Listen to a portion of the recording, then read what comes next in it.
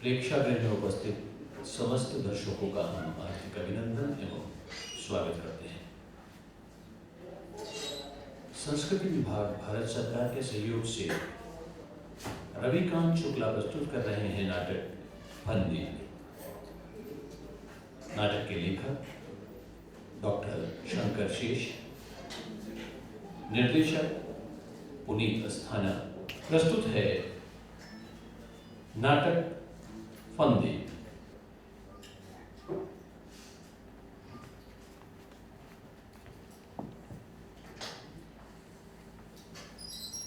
लाली लाली ओटवा पे चुए लाल नहीं आओ रस चुएला ओ रस चुएला लाली लाली ओटवा पे चुए लाल से। अरे बॉर्डर साहब, वो नहीं आया?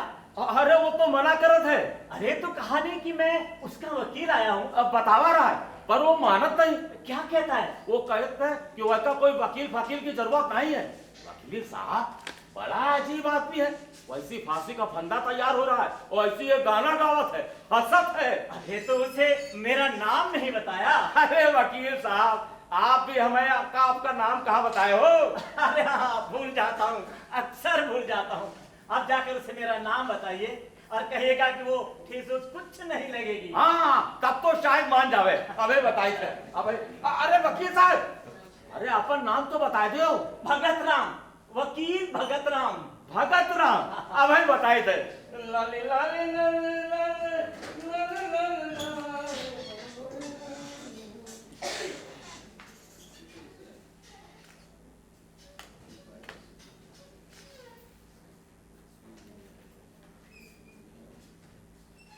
350 करोड़ रुपए का घपला, सीबीआई की जांच, एक केंद्रीय नेता संदेह के घेरे में। तेरे की, अरे इस वकीली से तो नेता बन गए होते। कम से कम 4 पीढ़ी तक कुछ करने की आवश्यकता नहीं पड़ती।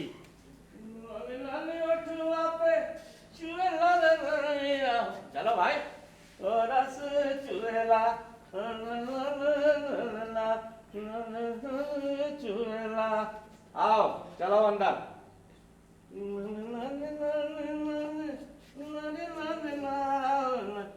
वकील साहब, ये रहा तुम्हारा मुवक्किल। अरे बड़ी मुश्किल से तो बनावा ये का। ऑर्डर साहब, हाँ, पीढ़ी होगी? बीड़ी होगी? तो क्या समझे तुम्हारे बाप का बीड़ी का कारखाना है, हैं? अरे अपने वकील से ठीक से बात करो। बीड़ी होगी।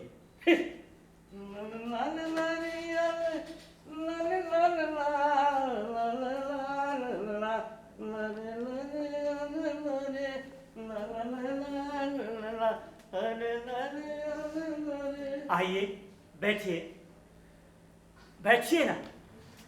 आप ही फंदी है ना? जी हाँ। लेकिन आपने ये नहीं पूछा कि मैं कौन हूँ? ये तो वार्डर साहब ने मुझे पहले ही बता दिया था कि आप वकील हैं। आप वकील नहीं हैं क्या? इसमें क्या शक है? लेकिन फंदी लोग भी अजीब होते हैं, मेरे वकील होने पर संदेह करते हैं। पर आपको तो अपने वकील होने पे कोई शक नहीं ना? नहीं नहीं, मुझे कभी शक नहीं हुआ। मैंने जितना रोमन लॉ पढ़ा है शायद किसी दूसरे ने पढ़ा हो। जानते हो ये रोमन लॉ क्या होता है? अरे वकील साहब, मैं ठहरा ट्रक ड्राइवर, मैं क्या जानूं ये रोमन लॉ क्या होता है। हाँ, तुम्हारी बात भी सही है। बहुत से लोग वकील होकर भी नहीं जानते कि रोमन लॉ किस चिड़िया का नाम है। रोमन लॉ, जिसकी बात छिड़ते ही मेरे सामने छात्रावास का वो कमरा था। वकील साहब, ये छात्रावास क्या होता है? अरे छात्रावास नहीं समझते? अरे भाई हॉस्टल, हॉस्टल। अरे तो साहब हिंदी में कहिए ना, हॉस्टल। अच्छा अच्छा, तुम्हारी ही बात सही। तो मैं आपसे वकील कह रहा साहब, था। मैं आपसे एक बात कहूं, आपको बुरा तो नहीं लगेगा? नहीं नहीं, पूछो। मैं इतनी देर से देख रहा हूं कि आप मुझे आप करके बुला रहे हैं। जहां तक मुझे ख्याल आता है, किसी भी शरीफ आदमी ने मुझे तू के अलावा कभी कुछ नहीं कहा। लेकिन मैं ये सोच रहा था कि आप इतनी शराफत के साथ वकालत कैसे कर लेते हैं? देखो फंदी, मैं वकालत छोड़ सकता हूँ लेकिन शराफत नहीं। देखो, मैं तुम्हारे मुकदमे में जान लड़ा दूंगा। वकील साहब, मैं आपको अपना वकील कैसे बना लूं? देखो, मैं तुम्हें विश्वास दिलाता हूँ कि तुमने ही मुझे अपना वकील चुना है। अच्छा याद करो, कल तुम कोर्ट में लाए गए थे ना? हाँ हाँ, वकील साहब वहाँ तो मेरी घरवाली है, मेरी लड़का भी आया था, आपने उसे देखा था वकील साहब? नहीं, मैंने तो नहीं देखा। बड़ा तेज लड़का है और गुलेल का निशाना तो इतना बढ़िया लगाता है। अच्छा अच्छा अच्छा, जब तुम कोर्ट में लाए गए थे तो जज साहब ने तुमसे क्या पूछा था? उन्होंने कहा था कि मुजरिम का वकील कौन है, और तुमने क्या जवाब दिया था? मैंने कहा घर में साले खाने के लिए फूटी कौड़ी नहीं, वकील कहाँ से पैदा करूं? इस पर जज साहब ने तुम्हें डांटा था और कहा था ये साला साली को कोर्ट में लाने की जरूरत नहीं, और इस पर तुमने माफी मांग ली थी। अरे वकील साहब, आप ऐसी माफी को लेकर के कहाँ बैठ गए? ऐसी माफी मैं रोजाना मांगा करता हूँ। अच्छा बताओ, उसके बाद जज साहब ने क्या कहा? उन्होंने कहा था कि तुम्हें सरकारी खर्च पर वकील दिया जाएगा। और तुमने क्या कहा था? मैंने कहा मुझे कोई वकील फकील की जरूरत नहीं। इस पर जज साहब ने तुम्हें समझाया था। हाँ वकील साहब, अपना जज बड़ा भला आदमी है, डांटता है तो पुचकारता भी है। इसके बाद कोर्ट के बाबू ने तुम्हारे सामने कुछ नाम पढ़े थे। हाँ वकील साहब, पर वो नामों को ऐसे पढ़ रहा था जैसे हनुमान चालीसा पढ़ रहा हो। फिर जज साहब ने कहा था इनमें किसी को चुन लो। हाँ वकील साहब। ये है। उसके बाद ये बताओ कि तुमने आखिर सवाल ये है कि तुमने भगत राम का नाम क्यों चुना? क्या तुम उस वकील को पहले से जानते थे? मैं किसी वकील फकील को नहीं जानता वकील साहब। लेकिन तुमने फिर मेरा ही नाम क्यों लिया? मैं इतने सालों से कोर्ट जा रहा हूँ, लेकिन पहले तो ऐसा कभी नहीं हुआ। वो तो एक चांस था वकील साहब, 100% चांस। चांस? हाँ वकील साहब, जब कोर्ट का बाबू वकीलों के नाम हनुमान चालीसा की तरह पढ़ रहा था तो मैं भीड़ में बैठी हुई अपनी औरत के मुरझाए चेहरे की तरफ देख रहा था। किसी भी मुसीबत से न घबराने वाली मेरी घरवाली कि 1 महीने में सूख करके काटा हो गई, और मेरा गुड्डू पुत्तू कैसे टुकुर टुकुर करके मुझे देख रहा था। तो तुम वकीलों के नाम नहीं सुन रहे थे? वकीलों के नाम साले क्या भगवान के नाम है जिनका सुनना जरूरी है? पर भगत राम का नाम याद रह गया। वो कैसे? क्योंकि भगत राम मेरे बाप का नाम था। वही जिसकी तुमने हत्या कर डाली, जिसे तुमने मार डाला? हाँ वकील साहब, वही। बाप केवल एक होता है वकील साहब। ओह, तो तुम्हारे बाप का नाम भी वही है जो मेरा है? हाँ वकील साहब, इसीलिए जब जज साहब ने मुझसे पूछा तो मैंने वो नाम ले लिया। पर वकील साहब एक बात बताइए, जब मैंने आपका नाम लिया तो वहां पर बैठे हुए बाबू, सरकारी वकील और दूसरे वकील साहब हंसने लगे। जहां तक मेरा ख्याल है जज साहब भी मुस्कुरा रहे थे। देखो फंदी, हंसने दो, देखना कैसे एक एक की हंसी गायब करता हूं कि नहीं। वकील साहब, आप सिगरेट पीते हैं? नहीं, पीता तो नहीं, लेकिन तुम पीना चाहोगे तो मंगवा दूंगा। नहीं नहीं, जब आप नहीं पीते तो छोड़िए, जाने भी दीजिए। वकील साहब, मैं तो सोचता था कि आप इतना अधिक दिमागी काम करते हैं, सिगरेट तो जरूर ही पीते होंगे। मैं तो वकील साहब बिना बीड़ी के 1 किलोमीटर भी ट्रक नहीं चला सकता। अब भगवान कसम, अगर ये मिल जाए ना तो सड़ी से सड़ी ट्रक भी हवाई जहाज हो जाती है। अच्छा अच्छा, मैं मंगा देता हूँ। यहाँ पर? हाँ हाँ, यहाँ पे देखते जाओ। बॉर्डर साहब, अरे बॉर्डर साहब। आई थे वकील साहब। कहाँ था वकील साहब? अरे आपको एक कष्ट देना है। कष्ट? हाँ, वो फंदी सिगरेट पीना चाहता है। अरे कष्ट की क्या बात है, लेकिन वो अरे मैं आपकी दिक्कत समझता हूँ भाई, फंदी को बीड़ी सिगरेट पिला दिया करिए। अब वकील साहब, अब आपसे कहा बताई, ये कहती लोग दिन भर बीड़ी सिगरेट मांगत हैं, अब कहता कहता बीड़ी सिगरेट लाई। अब आप तो जानत हो कि आजकल हर चीज में कैसी आग लगी। ठीक कहते हो, कैसी आग लगी है। अब ही लाइट है, देखो, अब ही लाइट है, देखो। देखा वकील साहब, कैसे पालतू बन गया। पैसा पालतू बनाता है और गरीबी अपाहिज। पर वकील साहब, आपको मुझ पर बड़ी दया आती है ना? नहीं फंदी, ऐसी बात नहीं है। न जाने क्यों आपकी बातों से मुझे ऐसा लगता है कि मैं बच जाऊं। अच्छा, मेरी बातों से तुम्हें ऐसा क्या लगता है? देखिए ना, आप दिन रात मेरे मुकदमे के लिए पढ़ेंगे, और वो क्या है वो, हाँ, रोमन लॉ, वो भी आपको अच्छी तरह से याद है। आप मुझे बीड़ी पिला रहे हैं, कौन किसके लिए इतना करता है वकील साहब? तो तुम बचना चाहते हो?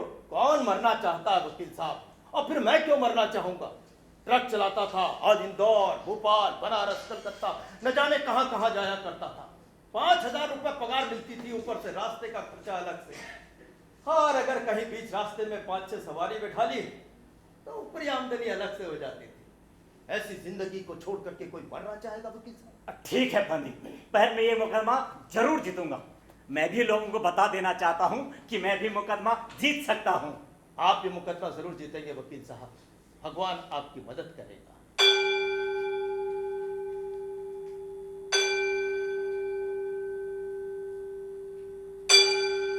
अच्छा फंदी, कल जो कोर्ट में होगा मैं उसकी पूरी रिहर्सल यहीं कर लेना चाहता हूं, जिससे कोई कमी न रह जाए। मतलब कल की तैयारी आप यहाँ पर करेंगे? हाँ, मैं कोई रिस्क नहीं लेना चाहता। अब देखो, अब तक तो तुम्हें कोर्ट का थोड़ा बहुत आइडिया हो गया होगा ना? हाँ बिल्कुल। वकील साहब, मैंने एक फिल्म देखी थी, उसमें शुरू से आखिर तक कोर्ट का ही सीन दिखाते हैं। उस फिल्म को मैंने 10 बार देखा था, मुझे एक एक सीन याद है। तब तो ठीक है।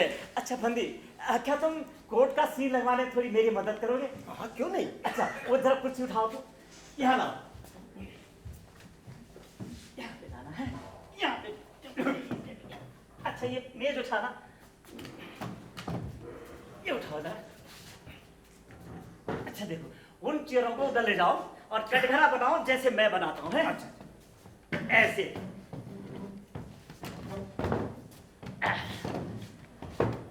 ठीक, ऐसे बनाओ जी।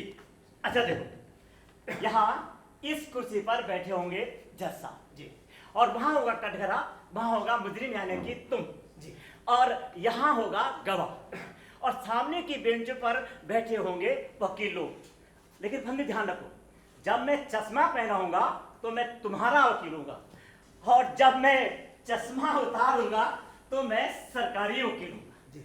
अब बताओ कौन खबर है? यहाँ पर बैठेंगे जज साहब, ठीक, और यहाँ पे रहेगा मुजरिम, ठीक, यानी कि मैं, और वहां पे रहेंगे गवाह, और उन दोनों बेंचों पे बैठेंगे सब वकील। हाँ, अब देखो, सामने की बेंचों पर बैठे होंगे बहुत सारे लोग। उन लोगों में मेरी घरवाली, मेरा लड़का पुट्टू भी तो होगा ना वकील साहब? हाँ हाँ, वो भी होगा। देखो, मुजरिम का नजदीकी रिश्तेदार होने के कारण उन्हें सामने की बेंचों पर बिठाया जाएगा। लेकिन देखा, उनकी तरफ कम से कम देखना, नहीं तो नर्वस हो जाओगे। आप कहते हैं वकील साहब, तो उनकी तरफ बिल्कुल भी नहीं देखूंगा। ऐसे भी उनकी तरफ देखा नहीं जाता। किसी भी मुसीबत से न घबराने वाली मेरी घरवाली 1 महीने में सूख करके काटा हो गई, और मेरा गुप्तुल पुत्तू किसी कनेर के फूल के समान कैसा मुरझा सा गया है। अच्छा बंदी, इधर उधर की बातें बंद, चलो कटघरे में आ जाओ। देखो, 11 बज चुके हैं, जज साहब आ चुके हैं, कोर्ट में गंभीर सन्नाटा छा गया है। जज साहब तुम्हारे केस के कागजात देख रहे हैं। अब वे चश्मा उतार रहे हैं और सरकारी वकील से सरकारी पक्ष रखने के लिए कह रहे हैं। सरकारी वकील अपने आत्मविश्वास के साथ अपने स्थान से उठता है, जज साहब को झुककर अभिवादन करता है इस तरह, और बोलना शुरू करता है, योर ऑनर, मैं आपके आदेश से मुजरिम फंदी बल भगत राम के मुकदमे के कुछ तथ्य आपके सामने पेश करना चाहता हूं। योर ऑनर, मुजरिम फंदी बल भगत राम इस शहर के बांकीपुरा मोहल्ले में रहता था। वो ट्रक चलाने का काम करता था। वो कभी किसी एक ट्रक कंपनी की नौकरी में नहीं टिका। योर ऑनर, पता नहीं क्यों वो कभी किसी का विश्वासपात्र नहीं बन सका। योर ऑनर, सरकारी वकील का बयान सरासर गलत है। फंदीवल Bhagat Ram national transport company में नौकर था, लेकिन जब उसे गांजे की स्मगलिंग करने के लिए कहा गया तो उसने साफ इनकार कर दिया। उसके बाद वो अपने बाप की बीमारी में लगा रहा। योर ऑनर, फंदी बहुत ही भरोसे का आदमी। योर ऑनर, मुझे अपना बयान जारी रखने की इजाजत दी जाए और बचाव के वकील से कहा जाए कि वो बीच में ना बोले। आप अपना बयान जारी रखें। Thank you your honour. तो योर ऑनर, मैं कह रहा था कि मुजरिम फंदी बल भगत राम कभी किसी का विश्वासपात्र नहीं बन सका। मुजरिम का बाप भगत राम कैंसर से पीड़ित था। पोस्टमार्टम की रिपोर्ट के अनुसार कैंसर की बहुत बिगड़ी हालत होने पर भी वो कम से कम 1 माह और जीवित रह सकता था। कत्ल की घटना के दिन फंदी शराब में धुत लौटा। लौटने पर उसके बाप ने उससे पूछा कि क्या वो दर्द कम करने का इंजेक्शन लेकर आया है। इस पर फंदी भड़क उठा। उसके अपने बाप से कहा सुनी हो गई, बात बढ़ गई और फंदी ने आओ देखा ना ताओ अपने बाप का गला घोट दिया। योर ऑनर, जब फंदी अपने बाप का गला घोट रहा था तो दरवाजे पर भोला खड़ा था। उसने हत्या की इस पूरी घटना को अपनी आंखों से देखा है। योर ऑनर, पोस्टमार्टम की रिपोर्ट के अनुसार भी हत्या गला घोट कर की गई है। इसलिए यौराना मुजरिम फंदी बल भगत राम के ऊपर ताजिरात हिंद की दफा 302 के अंतर्गत कत्ल का जुर्म कायम किया गया है। योर ऑनर, ये सच है कि उस दिन फंदी रात को देर से घर लौटा, मगर शराब पी करके नहीं। भगवान कसम, शराब पीने के लिए उसके पास फूटी कौड़ी नहीं थी। फंदी अपने बाप को दिलो जान से चाहता था, वो अपने बाप को बचाना चाहता था। योर ऑनर, कैंसर की बीमारी किसी दुश्मन को भी ना हो हुजूर। कैंसर की बीमारी में फंदी के औरत के जेवर बिक गए, उसके घर के बर्तन बिक गए, उसकी नौकरी छूट गई। फिर भी उसने हिम्मत नहीं हारी। अपने बाप को बचाने के लिए उसने अपने ऊपर 50,000 रुपए का कर्जा चढ़ा लिया ताकि मुंबई ले जाकर के अपने बाप का इलाज करा सके। लेकिन मुंबई जाने से भी कोई फायदा नहीं हुआ। योर ऑनर, मुजरिम का वकील बाद में भी अपना पक्ष रख सकता है। मुझे गवाहों को पेश करने की इजाजत दी जाए। मुजरिम के वकील का बयान जारी रहे। परंतु your honour, criminal procedure code के अनुसार। हाँ तो योर ऑनर, मैं कह रहा था कि बाप की बीमारी में फंदी नंगा हो गया था, उसके औरत और बच्चे तबाह हो गए थे। उसने खान से कर्जा लिया, गांजे की स्मगलिंग पर राजी न होने के कारण उसे नौकरी से निकाल दिया गया था। इधर उसके बच्चे दाने दाने के लिए तरस रहे थे और उधर उसके बाप के घावों में दर्द बढ़ता चला जा रहा था। वो पागलों की तरह चीखता चिल्लाता था। योर ऑनर, मुजरिम का वकील किसी नाटक के अभिनेता की तरह। बीच में मत बोलिए। हाँ तो योर ऑनर, मैं कह रहा था कि उसका बाप न जीता था मरता था, बस 24 घंटे एक ही रट लगाए रहता था, मुझे जहर दे दो, कुल्हाड़ी से मेरे टुकड़े टुकड़े कर दो। धीरे धीरे उसका दर्द इतना बढ़ गया कि उसे केवल बेहोशी का इंजेक्शन लगाने पर ही नींद आती थी। लेकिन डॉक्टर तिवारी 200 रुपए में एक इंजेक्शन लगाते थे, चाहे लोगों की जान ही क्यों ना चली जाए, और डॉक्टर तिवारी अपना रुपया नहीं छोड़ते थे। धीरे धीरे फंदी की हालत इतनी बिगड़ गई कि उसके पास अपने बाप को इंजेक्शन लगाने के लिए पैसे नहीं रहे। योर ऑनर, मुजरिम के वकील के बयान का मुकदमे से कोई संबंध नहीं है, इसलिए मैं अदालत से दरख्वास्त करता मैं हूँ। आपसे दरखास्त करता हूँ वकील साहब, आप मुझे बोलने दीजिए। परंतु कोर्ट। कोर्ट को मारिए गोली। तो योर ऑनर, मैं कह रहा था कि बाप का दर्द से चीखना उसका कलेजा चीखता था। वो हर घड़ी मौत मांगता था, मगर मौत नहीं आती थी। भगवान कसम, जिंदगी बेरहम हो तो हो, मौत भी बेरहम हो गई थी। और उस दिन जब शाम को बंदी कर लौट रहा था, खान ने उसकी छाती पर डंडा तान करके उसकी बेइज्जती की। घर के अंदर घुसते ही उसकी औरत ने चिल्ला करके ऐलान किया, घर में चावल नहीं है। उसके लड़के पुत्तू को पड़ोस के लड़कों ने इतना मारा कि उसकी नाक से खून बह रहा था। घर के अंदर कदम रखते ही उसके बाप ने उससे पूछा, बेटा बेटा आज बेहोशी का इंजेक्शन लगेगा? फंदी ने कहा नहीं। बस उसका बाप उसके पैरों पर लिपट लिपट करके रोने लगा, कहने लगा, बेटा मुझे इंजेक्शन दे दो या मौत, बेटा मुझे इंजेक्शन दे दो या मौत। योर ऑनर, फंदी इंजेक्शन तो नहीं दे सकता था, लेकिन मौत तो दे ही सकता था। अचानक न जाने कैसे उसके हाथ अपने बाप के गले की तरफ बढ़ने लगे, न जाने कैसे उसकी उंगली अपने बाप के गले को कसने लगी। योर ऑनर, आप विश्वास नहीं करेंगे, गाती हुई मौत को भी देख करके फंदी का बाप हंस रहा था, जैसे उसे मनचाही मुराद मिल गई हो। और इस तरह फंदी का बाप मर गया।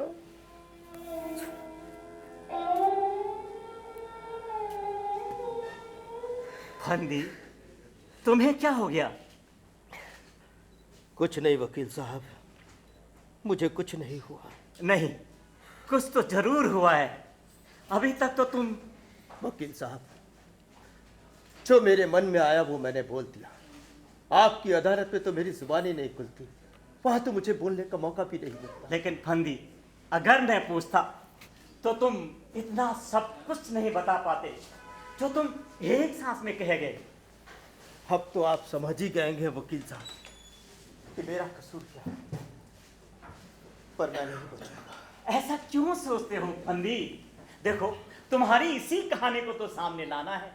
तुम्हारे हाथों कत्ल हुआ, लेकिन तुम्हारा इरादा अपने बाप की हत्या करने का नहीं था, और मैं यही बात कोर्ट में सिद्ध करूंगा। आप ये कैसे सिद्ध कर देंगे वकील साहब? गवाहों को उल्टा कर। आप गवाहों को कैसे उलट देंगे? भगवान कसम, जितने भी गवाह लाए जाएंगे सब के सब एक से एक नमक हराम। देखो फंदी, तुम देखते जाओ। तो यहाँ का गवाही का भी नाटक होगा वकील साहब? हाँ हाँ, चलो कटघरे में खड़े हो जाओ। जी। देखो, अब तुम गवाह हो। योर ऑनर, मैं सरकार की ओर से सबसे पहले मुकदमे के चश्मदीद गवाह हसरत बल करीमुल्लाह को पेश करने की इजाजत चाहता हूं। इजाजत है। Thank you your honour. देखो, तुम हसरत और दूसरे गवाहों को अच्छी तरह जानते हो जी, इसलिए मैं जो जो सवाल करूं तुम उनका ठीक वैसे ही जवाब देना जैसे कि तुम असली गवाह हो। ठीक। तुम्हारा नाम? हसरत, हसरत मियां। तुम्हारे बाप का नाम? करीमुल्लाह। तुम्हारी उम्र? यही कोई 35 साल। अच्छा, तुम फंदी को कब से जानते हो? फंदी तो मेरा बचपन का दोस्त रिया है। अच्छा अच्छा, अब फंदी कैसा आदमी है? बहुत ही शरीफ आदमी है। देखो, तुम इस समय फंदी नहीं हसरत हो। अरे हसरत की तरह बोलो। ओ वकील साहब, हसरत इसी तरह अदालत में गवाही देगा, बिल्कुल इसी जुबान में। हसरत दिल का बहुत अच्छा आदमी है। तब तो ठीक है। तो हसरत बल करीमुल्लाह, तुम फंदी के घर आते जाते थे? फंदी का घर तो अपना कर लिया है हुजूर, जब तक उसके घर नहीं जाओ अपन को तो खाना ही नहीं पचता था। तब तुम ये भी बता सकते हो कि फंदी और उसके बाप के संबंध कैसे थे? दोनों के आपसी व्यवहार का क्या कहना, दोनों एक दूसरे पे जान छलकते। क्यों? अच्छा, ये बताओ कि क्या फंदी का बाप बीमार था? बहुत बीमार था, उसको कैंसर था गले का, यानी रीछ का। देखो, जितना पूछा जाए उतने का ही जवाब दो। गलती हो गई हुजूर, माफी चाहता हूँ। अच्छा, क्या फंदी अपने बाप का इलाज ठीक से कर रहा था? बहुत अच्छी तरह से करा दिया था हुजूर, लेकिन उसका बाप बच ही नहीं सकता था। कैंसर वाला कोई बच ही नहीं सकता। फिर वही बात, जितना पूछा जाए उतने का ही जवाब दो। गलती हो गई, डबल डबल माफी चाहता हूँ। अच्छा, ये बताओ, क्या फंदी ने अपने बाप के इलाज के लिए कर्ज भी लिया था? जी हाँ, लिया था, करमतुल्लाह खान से लिया। अच्छा अच्छा, उस दिन शाम को तुम फंदी के यहाँ क्यों गए? किस दिन शाम को हुजूर? जिस दिन कत्ल हुआ। ओ, दरअसल बात ये थी कि जनता ट्रांसपोर्ट कंपनी के हसरत भाई मेरे को बोला कि फंदी की नौकरी लग सकती है, तो यही बताने के वास्ते उसके घर गया। अच्छा अच्छा, वहां जाकर तुमने क्या देखा? बहुत ही खौफनाक सीन देखा तो। अपने बाप पे जान छिड़कने वाला फंदी खटिया पे जड़ करके अपना बाप का गला घोट तो गया। तुमने उसे रोका नहीं? हुजूर, जब तक मैं रोकने का कोशिश करता तब तक तो अपने बाप का काम कमा नहीं करता। तो तुमने अपनी आंखों से देखा कि फंदी अपने बाप का गला घोट रहा था? जी हाँ। अच्छा, ये बताओ, उस समय उसकी औरत कहाँ थी? वो घर में चावल नहीं थे तो पड़ोस में चावल लेने के खातिर गई थी। अच्छा, तो तुमने अपनी आंखों से देखा कि फंदी अपने बाप का गला घोट रहा था? जी हाँ। That's all your honor. क्या बचाव के वकील गवाह से कोई सवाल करना चाहते हैं? Yes, yes, your honor. इजाजत है। Thank you, your honor.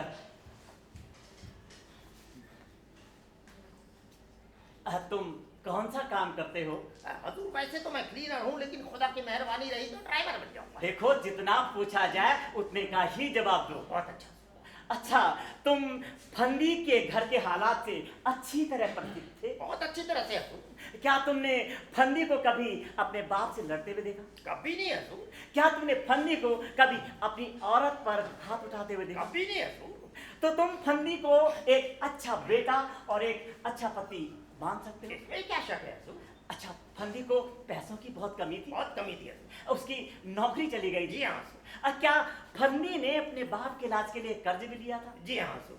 अच्छा हजरत, अभी अभी तुमने ये बताया कि फंदी अपने बाप पर जान छिड़कता था, इसका मतलब दोनों में मोहब्बत रही होगी? तो मैं अभी कह रहा हूँ हुजूर। अच्छा, जब तुमने फंदी को अपने बाप का गला घोटते हुए देखा तो तुम्हें थोड़ा ताज्जुब हुआ होगा? जी हाँ। और थोड़ा अविश्वास भी? जी हाँ।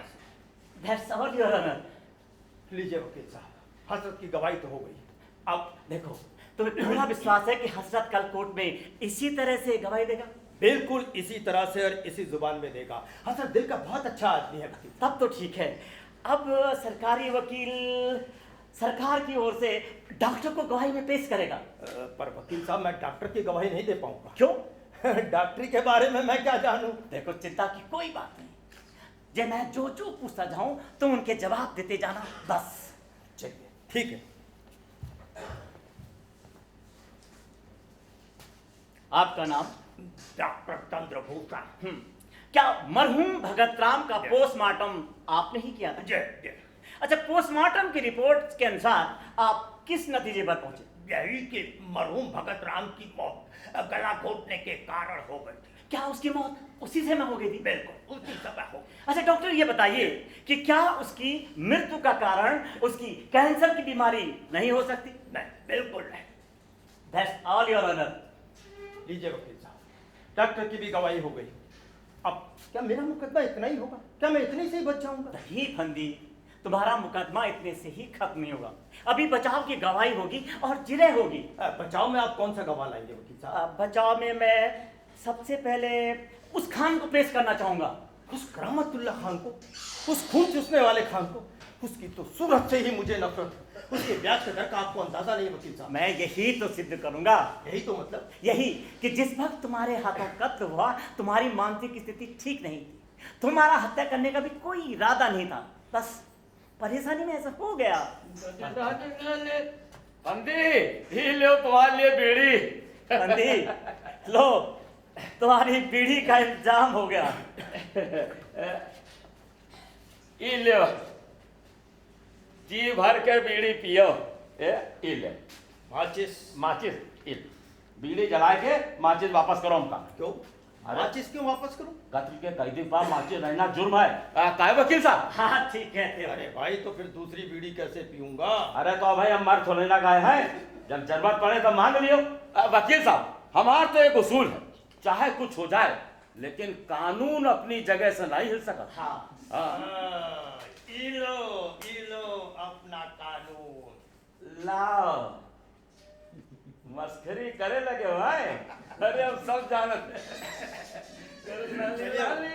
वकील साहब, एक बात बताइए, खान अपने मुकदमे में मदद करेगा? कहीं पैसा डूबने के डर से झूठ तो नहीं बोलने लगेगा? देखो फंदी, हमें तो सिर्फ ये सिद्ध करना है कि तुमने अपने बाप के इलाज के लिए कर्ज लिया था, बस। चलिए ठीक है, तो फिर खान को भी निपटा देते हैं।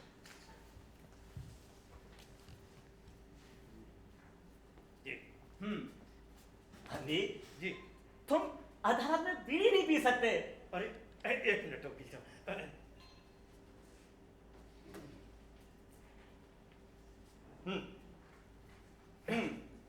तुम्हारा नाम? करामतुल्लाह खान। ओ, तो तुम खान हो। ओए, इसी के पूछती हम असली खान का असली बच्चा होती। अच्छा, तुम यहाँ कब से हो? हम इधर ही पैदा होती। अच्छा, तुम फंदी को अच्छी तरह जानते हो? बहुत अच्छी तरह से जानती। अच्छा, क्या तुमने फंदी को कर्ज दिया था? दिया था। कितना? 50,000 रुपया। 50,000 रुपया। अच्छा, तुम्हारे ब्याज की दर क्या? ब्याज तो बहुत ही मामूली लेती, 25 रुपया सैकड़ा। 25 रुपया सैकड़ा। अच्छा, ये बताओ कि फंदी तुम्हारे ब्याज का पैसा बराबर लौटा था? शुरू में चुकाई, पर बाद में नहीं। बाद में बोलती मेरा बाप बीमार होती, मेरा घर का हालत खराब होती, पैसे बहाना बनाती। तो फंदी को परेशानी थी। हम नहीं जानती, पर परेशान तो हम होती। हमारा रुपया, हमारा 50,000 रुपया डूब गई। That's all your honor. लीजिए वकील साहब, खान की भी गवाही हो गई, पर इससे तो कुछ खास कोई बात हासिल नहीं हुई। लेकिन फंदी, कर्ज लेने वाली बात तो सिद्ध हो गई ना? चलिए, अब बचाव का गवाह नंबर 2 कौन होगा? बचाव का गवाह नंबर 2 गवाह होगी तुम्हारी औरत। मेरी औरत? अरे वकील साहब, वो तो बेचारी वैसे ही बहुत परेशान है, उसे क्यों बुला रहे हैं अदालत में? नहीं फंदी, उसका अदालत में आना बहुत जरूरी है, बिना उसके काम नहीं चलेगा। अरे उसे अदालत में बुला करके आप ऐसी कौन सी बात सिद्ध कर देंगे वकील साहब? मैं यही सिद्ध करूंगा, तुम्हारी परेशानी और उस शाम को तुम्हारी मानसिक स्थिति का ठीक न होना। और तुम्हारी मानसिक स्थिति के बारे में तुम्हारी औरत के अलावा और कौन बता सकता है? ठीक कह रहे हैं वकील साहब। इसलिए उसका अदालत में आना जरूरी है। ठीक है, बुला लीजिए उसे। अपने पति की जान बचाने के लिए अपनी जान तक कुर्बान कर सकते। हाँ।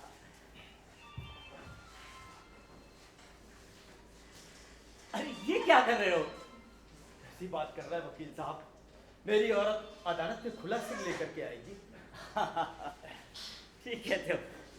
अच्छा, शपथ लो। हम भगवान की कसम खाई के कहे थे, हम जो कुछ कहिए साचो के अलावा हम कुछ न कहिए। अच्छा, तुम्हारा नाम? हमारा नाम फूल कुंवर है जी। अच्छा, तुम्हारी उम्र? हमारी उम्र याद करके बताओ। हमारी उम्र हमारी अम्मा बताती रहे कि जब इंदिरा गांधी मरी रहे तो हमारी उम्र 5 साल की रहे। अच्छा। इंदिरा गांधी की हत्या 1984 में हुई थी, तब तुम्हारी उम्र 5 साल की थी। इसका मतलब तकरीबन 32 साल। यही कुछ रहा हुई हुजूर। अच्छा, ये बताओ कि फंदी से तुम्हारी शादी कब हुई थी? यही करीब 10-11 साल पहले हुई रही। अच्छा अच्छा, इन 10-11 सालों में क्या फंदी ने तुम्हें पीटा? कभी नहीं हसूर। अरे याद करके बताओ, क्या एक बार भी नहीं पीटा? अरे कभी कभार एक आध तमाचा झड़ देते रहे। अच्छा अच्छा, तो फंदी मारता भी था? इमा हरत क्या है हजूर, जो मर्द अपनी औरत को एक तमाचा तक न जड़े उका का मर्द कहीं है। अच्छा अच्छा अच्छा अच्छा अच्छा, ये बताओ, क्या तुम्हारा मर्द अपने बाप से भी झगड़ता था? कभी नहीं हजूर, मेरे मर्द ने अपने बाप की जितनी सेवा की कोई नहीं कर सका था। अच्छा ये बताओ कि बाप की बीमारी में तुम्हारे गहने बिक गए थे? जी हजूर। तुम्हारे घर के बर्तन बिक गए थे? जी हजूर। अच्छा, घर की हालत कैसी हो गई थी? हमारे घर की हालत बहुत खराब हो गई रही हजूर। अच्छा अच्छा, ये बताओ कि फंदी के बाप की हालत कैसी थी? उसकी हालत बहुत खराब रही है हजूर। तो वो तुमसे क्या कहता था? वो हमसे हमेशा कहते रहे, बहू बहू हमको कहीं से जहर ला के दे दो, बहू हमको मार डालो बस। ऐसी बातें वो कब से कहने लगा था? जब से हमारे पास उसको इंजेक्शन लगाने के लिए पैसे नहीं रहे तब से। अच्छा ये बताओ कि उसकी हालत देखकर तुम्हें क्या लगता था? हमें लगत रहे हजूर, इका मौत आ जाते तो अच्छा था। अच्छा। कम से कम इका दर्द से छुटकारा तो मिल जाता। अच्छा, जिस दिन तुम्हारे ससुर का कत्ल हुआ उस दिन तुम कहाँ थे? हमारे घर में चावल नहीं था, हम पड़ोस में चावल मांगे के खातिर गए रहे। अच्छा अच्छा, तो तुम चावल मांगने के लिए गई थी। अच्छा ये बताओ, लौट कर तुमने क्या देखा? लौट कर क्या है, हमने अपने ससुर को मरा हुआ पाया हजूर। That's all your honor. लीजिए वकील साहब, मेरी औरत की भी गवाही हो गई। अब बचाव का गवाह नंबर 3 कौन? इसकी जरूरत नहीं पड़ेगी फंदी। मेरा मुकदमा इतना ही होगा। वकील साहब, क्या मैं इतने से ही बच जाऊंगा? मैं सोच रहा था आप तो किसी नतीजे पर पहुंचे ही नहीं। फंदी, यही तुम भूल करते हो। देखो, मैं इसी बात पर तो कमाल करूंगा। क्या जज के रूप में मैंने तुम्हारे दिमाग में ये बात नहीं बैठा दी कि तुम्हारा अपने बाप की हत्या करने का कोई इरादा नहीं था? यदि तुम अपने बाप की हत्या करना चाहते तो उसका इलाज क्यों कराते? उसे इलाज के लिए मुंबई क्यों ले जाते? यदि हत्यारी की तरह तुम्हारा दिल पत्थर का होता तो उसे 1 माह और तड़पने देते, उसे अपनी मौत मरने देते। देखो, फंदी की तरह नहीं, एक जज की तरह सोचो। वकील साहब, मेरे मन के भीतर जो जज बैठा है वो मुझसे बार बार कहता है, तुमने कोई गुनाह नहीं किया है, तुमने एक नेक काम किया है, तुमने एक तड़पते हुए इंसान को दर्द से छुटकारा दिलाया है। फंदी, वकील साहब, कैंसर की बीमारी में मेरे बाप की हालत उस कैदी की तरह हो गई थी जिसे फांसी की सजा तो सुना दी गई पर तारीख न तय की गई। मैं पूछता हूं, क्या फर्क पड़ता है चाहे आज फांसी दे दो या 10 दिन के बाद? मैंने अपने बाप को जल्दी दर्द से छुटकारा दिला दिया, यही मेरा कसूर है। घबराओ नहीं फंदी, तुम जरूर बच जाओगे। वकील साहब, मैं जिंदगी में कभी नहीं घबराया। मैं जानता हूं कि मैं नहीं बचूंगा, मुझे कोई कानून नहीं बचा सकता। आपके साथ इतनी देर मन लगा, मैं आपसे अभी भी कहता हूं, आप मेरे पचड़े में मत पड़िए। मुझे कोई नहीं बचा सकता, कोई भी नहीं।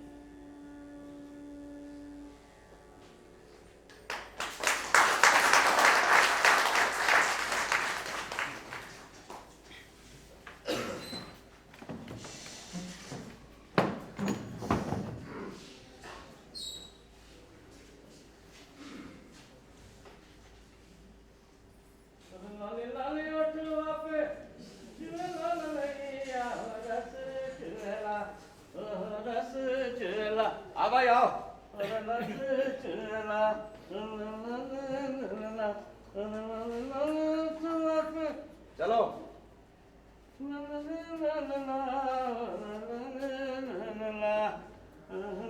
वार्डर साहब, हाँ, वकील साहब कहाँ चले गए?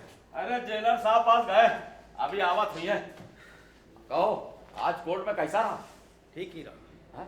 फंदी, ये तुम्हारा वकील बहुत भला आदमी है ना? हाँ है तो। क्या बात है फंदी, आज तुम बहुत उदास नजर आ रहे हो। नहीं, कुछ नहीं। नहीं नहीं, कोई बात जरूर है। वार्डर साहब, आज अदालत में मेरी औरत नहीं आई, जाने क्यों नहीं आई? अरे आई हुई है, पीछे कहीं कोने में बैठी हुई है भाई। नहीं नहीं वाटर साहब, आज वो नहीं है। मैं पूरे दिन एक ही बात सोचता रहा। कौन सी बात? मेरी औरत क्यों नहीं आई, मेरा लड़का क्यों नहीं आया। अरे हो सकता है लड़का का बुखार हुआ होए। पर उसे पड़ोस में भी तो छोड़ करके आ सकती थी। अरे हम कहते नहीं आई तो नहीं आई, कौन बड़ी बात हो गई। अरे इमा कहाँ फर्क पड़ा था? मेरे लिए बड़ा फर्क पड़ता है वाटर साहब। ये दुनिया तो मुझे खूनी और गुनहगार समझती है, पर मेरी औरत भी मुझे खूनी और गुनहगार समझने लगी है। कहीं कहीं मेरा लड़का भी तो मुझसे नफरत तो नहीं करने लग गया। अरे हो ही सका था। नहीं वाटर साहब, ये नहीं हो सकता, ये नहीं होना चाहिए। मैं जानता हूं कि मुझे कोई कानून नहीं बचा सकता। मैं केवल एक विश्वास के सहारे जी रहा था कि मेरी औरत और मेरा लड़का मुझे कोई गुनहगार नहीं समझता। पर आज जब मेरी औरत मुझे अदालत में नहीं दिखाई, मेरा तो विश्वास ही टूट गया। फंदी, अरे अब सोचे से का हो। लो तुम बीड़ी पियो, लो। अपने आप बीड़ी पिला रहे हैं। फंदी, इतने दिन हुई गए लेकिन तुमका आज तक कभी हम उदास नहीं देखा। अरे कत्ल के मुजरिम तो अक्सर मुर्दों की तरह पड़े रहा। डॉक्टर साहब, वकील साहब कहाँ चले गए? अरे अभी आवत हुई है भाई। लो वाटर साहब, ला आज आप भी बाड़ी बीड़ी। अरे ला हम बीड़ी पी ला। वाटर साहब एक चीज बताओ, कैंसर का दर्द अधिक होता है या मौत का? अल्लू, अरे हम का बताई। अरे ना तो कभी हमका कैंसर हुआ और ना कभी बहुत आई। नहीं नहीं, मेरे कहने का मतलब यह है कि आदमी किस चीज से ज्यादा डरता है, कैंसर से या मौत से? अरे भाई मानी हुई बात है, आदमी मौत से डरत है। अच्छा वाटर साहब एक बात बताओ, अगर मौत का डर दूर हो जाए और मौत ही आदमी को प्यारी लगने लगे तब क्या? नहीं नहीं, मौत आदमी का कभी प्यारी लग ही नहीं सकत है। आदमी तो जिंदगी से प्रेम करत। वाटर साहब, मैंने देखा है बहुत ही प्यारी हो सकती है। मैंने अपने बाप को गिलगिला गिलगिला करके मौत मांगते देखा है। अब तो वैसा गिड़गिड़ाने देते, चीखने चिल्लाने देते। अरे कुछ दिन में चीख चिल्लाए कि अपने आप मर जात, कम से कम तुम्हारे ऊपर फांसी की नौबत तो ना आवत। हर आदमी की तकलीफ देखने की एक हद होती है, मेरी भी हद थी। हद थी? लगत है वकील साहब आ रहे हैं, हम चली। लाली लाली अरे वाटर साहब पी लो अपना कानून। मस्करी जरूर करियो है। लाली लाली फंदी, एक बुरी खबर है। फैसला आपको पता चल गया वकील साहब? फांसी है ना? मैं तो पहले ही कह रहा था बेकारी दीवार पर पत्थर मार। नहीं, दूसरी बात है, तुम्हारी औरत अस्पताल में है। मेरी औरत को क्या हुआ वकील साहब? हाँ, जब वो तुम्हारे बच्चे को लेकर कोर्ट आ रही थी तो रास्ते में उसका टेम्पो से एक्सीडेंट हो गया और उसके पाँव में फ्रैक्चर हो गया। मेरा पुत्तू? उसे कुछ नहीं हुआ, वो बिल्कुल ठीक है। पर मेरी औरत तो ठीक ना है ना वकील साहब? देखो, घबराने की कोई बात नहीं, कुछ दिन में ठीक हो जाएगी। मेरे मन से बहुत बड़ा बोझ उतर गया। अजीब आदमी हो, अरे तुम्हारी औरत अस्पताल में है और तुम कहते हो कि बोझ उतर गया। आप नहीं समझ सकेंगे वकील साहब, आज जब मेरी औरत मुझे अदालत में नहीं दिखाई दी तो मैं न जाने क्या क्या सोचने लगा। मैं सोचने लगा कि वो भी मुझे खूनी और गुनहगार समझती है। दुनिया में कोई तो ऐसा है जो मुझे बेगुनाह समझता है। लेकिन आज जो कोर्ट में तुम्हारे केस का कबाड़ा हुआ उसके बारे में सोचो। उसके बारे में सोचने से क्या फायदा वकील साहब? सरकारी वकील ने तो करीब करीब ये साबित ही कर दिया कि मैंने अपने हाथों से अपने बाप का खून किया। हमारी हर बात उल्टी पड़ रही थी। कल जो हमने यहाँ पर सारी रिहर्सल करी थी बिल्कुल उल्टी गई, हर गवाह उल्टा बोल रहा था। और तुम्हारा वो दोस्त अशरफ, तुम तो कहते थे कि वो तुम्हारी ओर से गवाही देगा, लेकिन वो तो बिल्कुल उल्टा बोल रहा था। वो तुम्हें शराबी बता रहा था, स्मगलर बता रहा था। और तो और उसने कोर्ट में यहाँ तक कह दिया कि तुम अपनी औरत और अपने बाप से झगड़ते थे। वो झूठ पे झूठ बोले चला जा रहा था और आप कुछ बोले ही नहीं वकील साहब। मुझे कुछ नहीं सोचा, मुझे पता नहीं क्या हो जाता है।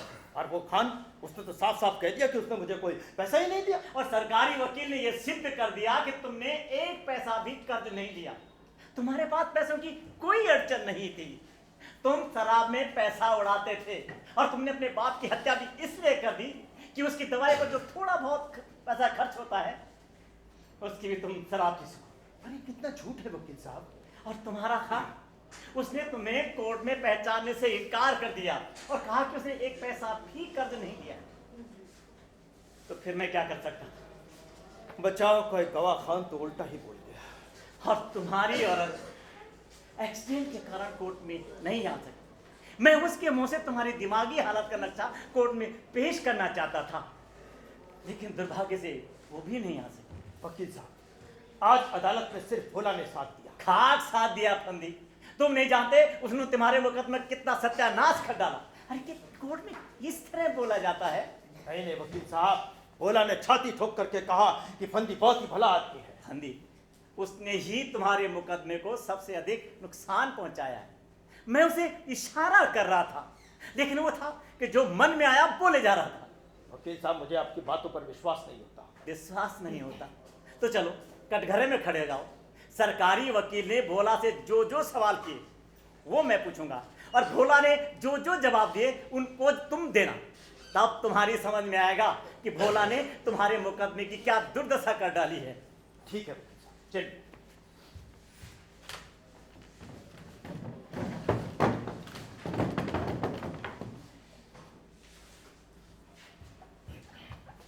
योर ऑनर, मैं बचाव के गवाह भोला बल काशीनाथ से कुछ सवाल करने की इजाजत चाहता हूं। इजाजत है। Thank you your honour.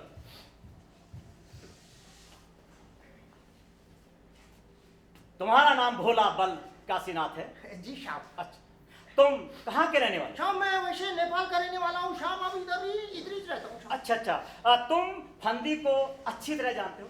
फंदी तो मेरा बचपन का दोस्त ही है साहब। अच्छा ये बताओ, तुम कौन सा काम करते हो? साहब वैसे मैं हमाली का काम करता हूँ साहब। अच्छा अच्छा, फंदी पहले कौन सा काम करता था? साहब पहले वो ट्रक चलाता था, उसके पहले उसने पिकअप चलाया, उसके पहले उसने टैक्सी चलाया। देखो, जितना पूछा जाए उतने का ही जवाब दो। साहब पहले का मतलब भी तो सफा सफा होना चाहिए ना साहब। अच्छा अच्छा अच्छा, ये बताओ कि फंदी किस ट्रांसपोर्ट कंपनी में काम करता था? वो नेशनल ट्रांसपोर्ट कंपनी में काम करता था। अच्छा, नेशनल ट्रांसपोर्ट कंपनी वालों ने उसे नौकरी से क्यों निकाल दिया? साहब उन्होंने नहीं निकाला साहब, उसने तो खुद ही नौकरी छोड़ दिया साहब। क्यों?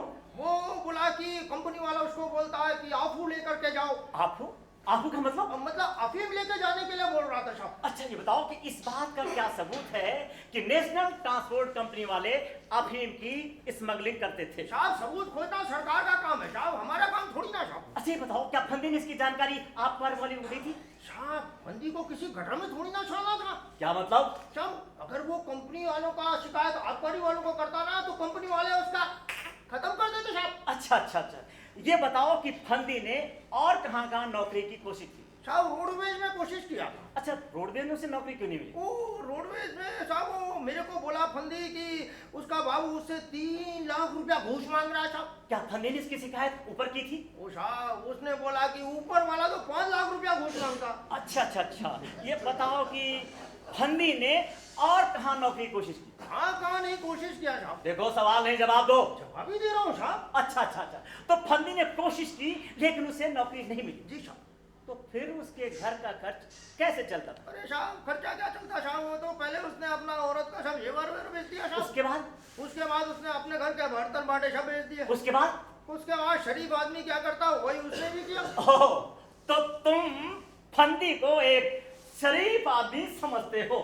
जज साहब के वकील साहब से बोल दीजिए फंदी की शराफत पर शंका नहीं करे। मैं पूछता हूँ जज साहब, क्या ये हम मालिक करने वाला, ट्रक चलाने वाला ये शरीफ नहीं हो सकता? क्या ये कोट टाइप पैंट पहनने वाला ही शरीफ हो सकता है साहब? अच्छा अच्छा अच्छा अच्छा, छोड़े बात। ये बताओ कि फंदी का बाप बीमार था?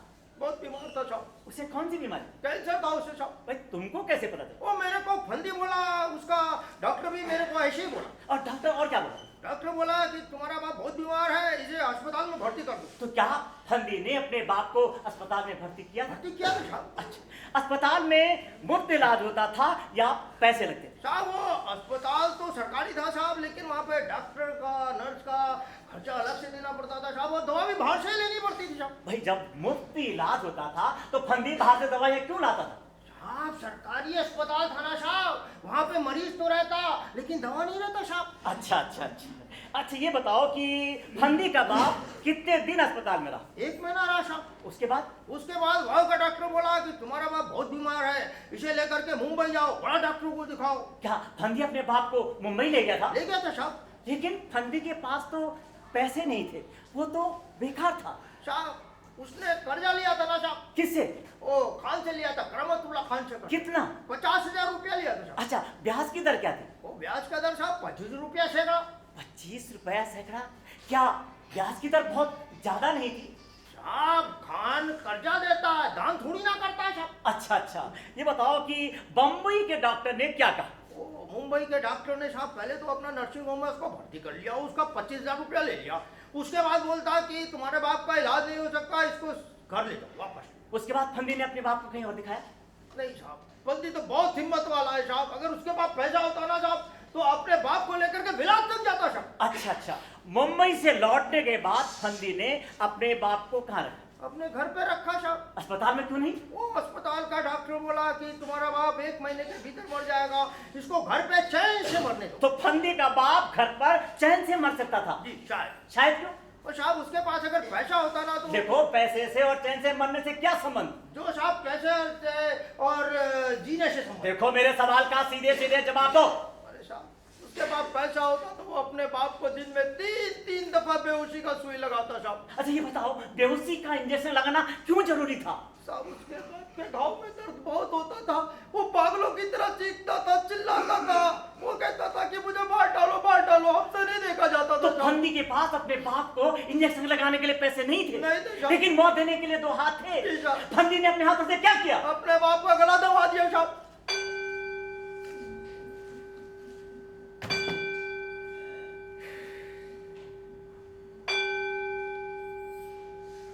अब समझ में आया फंदी, सरकारी वकील ने भोला के मुंह से क्या निकलवा लिया। हाँ वकील साहब, उस पे भोला के मुंह से कहलवा दिया कि मैंने अपने इन हाथों से अपने बाप का खून किया है। लेकिन भोला ऐसे कैसे बोल सकता है? भोला बहुत ही सीधा सज्जन इंसान है वकील साहब, कभी झूठ नहीं बोलता। जो उसके मन में आया वो उसने बोल दिया। पर वकील साहब, हसरत मुझसे किस जन्म की दुश्मनी निकाल रहा है? मैंने तो कभी उसके साथ कोई बुरा व्यवहार नहीं किया। फंदी, तुम भूलते हो, भोला अभी भी नेशनल ट्रांसपोर्ट कंपनी का नौकर है। अरे भाई, मालिक की ही जुबान तो बोलेगा। एक है ना वकील साहब, हसरत को अब मालिक लोग ड्राइवर बना देंगे। हसरत एक न एक दिन बहुत बड़ा स्मगलर बनेगा। खैर, दूसरों को दोष देने से क्या फायदा जब अपनी ही किस्मत खराब हो। अरे वकील साहब, हमार फंदी बच जाए ना। अभी मैं क्या कह सकता हूँ? काहे? अरे आप जो इतनी तैयारी की रहो वो कोर्ट में कितनी काम आई। अरे आपकी तैयारी देख के तो हमका पूरी उम्मीद हुई गिरा। अरे वाड्रा साहब, उसी तैयारी ने तो सब गड़बड़ करा दिया। हमने जो कुछ सोचा था अदालत में बिल्कुल उसका उल्टा। अरे कुछ भी हो जाए वकील साहब, लेकिन हमार फंदी को बचा लो। काहे से हम महसूस करी थे कि हमार फंदी बेगुनाह। वाड्रा साहब, आपको मुझसे बड़ी हमदर्दी है ना? काहे? ये भी कोई कहे वाली बात है? तो वाड्रा साहब, इसी बात पे बीड़ी पिलाओ। बीड़ी? देखो वकील साहब, कितना बदमाश आदमी है। अरे यही का फांसी जरूर करवायो। बंदी, अभी तुम्हारे लिए बीड़ी का इंतजाम करी थे। देखो बीड़ी पियो। अब है लाइट है बीड़ी। अभी लाइट है। वकील साहब, अब मायूस होने से क्या फायदा? चलिए किस्सा ही खत्म। तुम्हें तो मजाक सूझ रहा है, मेरा तो सत्यानाश हो गया। आपका क्या सत्यानाश हो गया वकील साहब? फांसी तो मुझे होगी।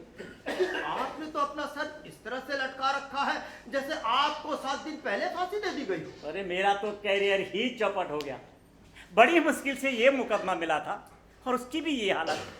मुकदमा हारने में मैंने वैसे ही नाम कमाया और ये मुकदमा भी हार गया तो बस। तो क्या होगा? आपका क्या जाएगा? फांसी तो मुझे होगी ना वकील साहब। आपकी तो फीस पक्की है। अरे फीस को मारो गोली, तुम्हें तो कोई चिंता नहीं, बस मरने के लिए तैयार रहते हो। लेकिन क्या तुमने कभी सोचा, तुम मर गए तो तुम्हारी बीवी का क्या होगा, तुम्हारे बच्चे का क्या होगा? वकील साहब, मैं जब कमाता था तो कौन से वो लोग सोने की थाली में खाते थे? हम मजदूर पेशा लोग हैं। मेरी औरत कहीं मजदूरी कर लेगी, मेरा लड़का अभी 8-9 साल का है, 2-3 साल के बाद टैक्सियां पूछने लगेगा और कुछ समय के बाद क्लीनर हो जाएगा। मैंने कभी भी नहीं सोचा कि वो लॉर्ड गवर्नर बनेगा। फंदी, मुझे इस बात का अफसोस है कि मैं अदालत में ये सिद्ध नहीं कर पाया कि तुमने अपने बाप के इलाज की बहुत कोशिश की, बहुत तकलीफें सही। और ये बात सही है वकील साहब, मैं अपने बाप को मुंबई लेकर के गया था, हसरत भी मेरे साथ था। क्या कहा? हसरत तुम्हारे साथ था? तो तुमने मुझे ये बात पहले क्यों नहीं बताई? वकील साहब, आपने मुझसे ये प्रश्न ही नहीं किया। आपने मुझे यहाँ पर हसरत बनाया, डॉक्टर बनाया, खान बनाया, यहाँ तक कि मुझसे मेरे घरवाली की गवाही कराई, पर आपने मुझसे कोई प्रश्न नहीं किया। आपने मुझे यहाँ पर जज भी बनाया, पर मुजरिम नहीं। हाँ, मुंबई का वो डॉक्टर जिंदा है जहाँ मैंने अपने बाप को भर्ती किया था। यहाँ का वो डॉक्टर जिंदा है जिसने मेरे बाप को रोज इंजेक्शन लगाए थे। आपने उन्हें अदालत में क्यों नहीं बुलाया? हाँ, इन लोगों को गवाह बनाया जा सकता था। इसी तरह सरकारी वकील आपके गवाहों की खाल पे खाल उधेड़ रहा था। आप कुछ नहीं बोले। अगर आप बोले होते तो भोला के मुंह से बात थोड़ी ना निकलती। आप कहते हैं कि आपके मुकदमे का सत्यानाश हो गया। मैंने किया क्या सत्यानाश? मुझे अदालत में कुछ नहीं सूझा, पता नहीं क्यों। मैं जब भी अदालत में खड़ा होता हूँ मुझे क्या हो जाता है। मुझे आता सब कुछ है फंदी, लेकिन सही समय पर मेरा दिमाग काम नहीं करता, और यही मेरे जीवन की सबसे बड़ी कमजोरी है। मैं जब भी अदालत में खड़ा होता हूँ मेरी जुबान लड़खड़ाने लगती है, मेरे पांव कांपने लगते हैं, और मैं सब कुछ भूल जाता हूँ। इसीलिए मैंने तुम्हारे मुकदमे की इतनी तैयारी की थी, और यहाँ तक उसका रिहर्सल भी कर डाला था, परंतु ये नर्वसनेस मेरा पीछा नहीं छोड़ती। वो तो मैं देख ही रहा था वकील साहब।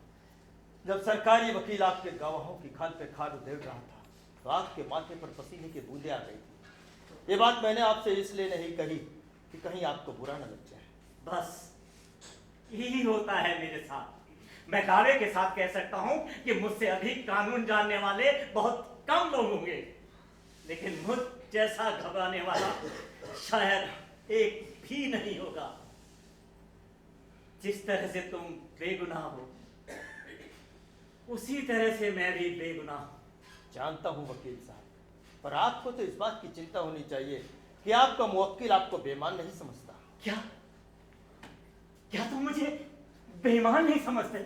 आपको बेईमान समझ के मुझे नरक पे थोड़ी ना जाना वकील साहब। आदमी की अच्छी और अच्छाई और बुराई की पहचान उसके इरादे से की जानी चाहिए। क्या कहा? इरादा? ओ फंदी, यही बात मैं अदालत में भूल गया। इरादे का सवाल, कत्ल के मामले में सबसे बड़ा सवाल इरादे का होता है, उसकी तैयारी का होता है। मुझे ये सवाल अदालत में उठाना चाहिए था। यही तुम्हारे मुकदमे की जान है। तो कल आप इरादे का सवाल उठाएंगे वकील साहब? नहीं फंदी, अब मुझे अपने आप पे विश्वास नहीं रहा। तो फिर कल की तरह तैयारी कर लीजिए ना। तैयारी से कुछ नहीं होता। मैं हर बार तैयारी करता हूँ, लेकिन हर बार यही होता है, वही घबराहट, वही पसीना, वही नर्वसनेस। नहीं फंदी नहीं, मैं तुम्हारे जीवन से और अधिक नहीं खेल सकता। तो क्या आप मेरा साथ छोड़ देंगे वकील साहब? ऐसी वकालत से क्या फायदा जो अपने ही हाथों अपने मुवक्किल को फांसी के फंदे पर चढ़ा दे। आप मेरा मुकदमा नहीं लड़ेंगे वकील साहब? नहीं फंदी, तुम मर गए तो मेरा विश्वास मर जाएगा। नहीं, मैं तुम्हें मरने नहीं दूंगा। लगता है आप डर गए वकील साहब। नहीं फंदी, अगर तुम मर गए तो मेरा विश्वास मर गया। मैं तुम्हें मरने नहीं दूंगा। मैं कल बैरिस्टर गंगानाथ को तुम्हारी ओर से कोर्ट में पेश करूंगा। बैरिस्टर गंगानाथ?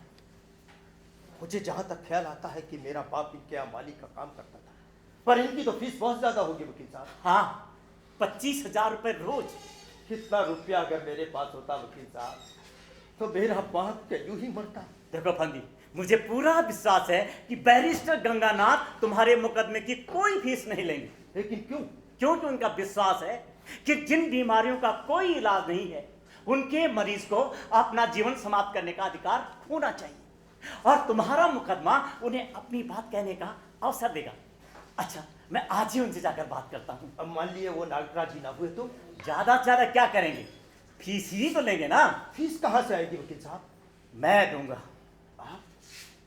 मुझे बचा करके आपको क्या मिल जाएगा वकील साहब? मुकदमा जीतने का सुख जो मुझे आज तक नहीं मिला। पर मुकदमा तो जीतेंगे बैरिस्टर गंगानाथ। नहीं फंदी, तुम मेरे वकील हो, सिर्फ मेरे, इसलिए जीत भी सिर्फ और सिर्फ मेरी होगी। अच्छा हो सका तो मैं बैरिस्टर गंगानाथ को यहाँ बुला कर लाऊंगा।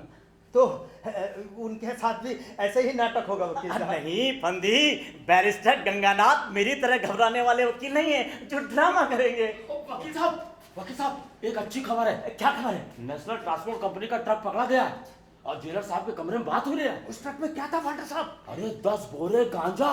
ये तो बहुत अच्छी खबर है, ये हमारे बहुत काम आएगी। देखना फंदी, बैरिस्टर गंगानाथ इसका खूब फायदा उठाएंगे। अच्छा मैं चलता हूं। है फंदी, अब तुम जरूर बच जाओगे। लो वाल्टर साहब, इसी बात पर बीड़ी पिलाओ। अबे ले बीड़ी पियो, ई ले। अभी जलाई थे बीड़ी।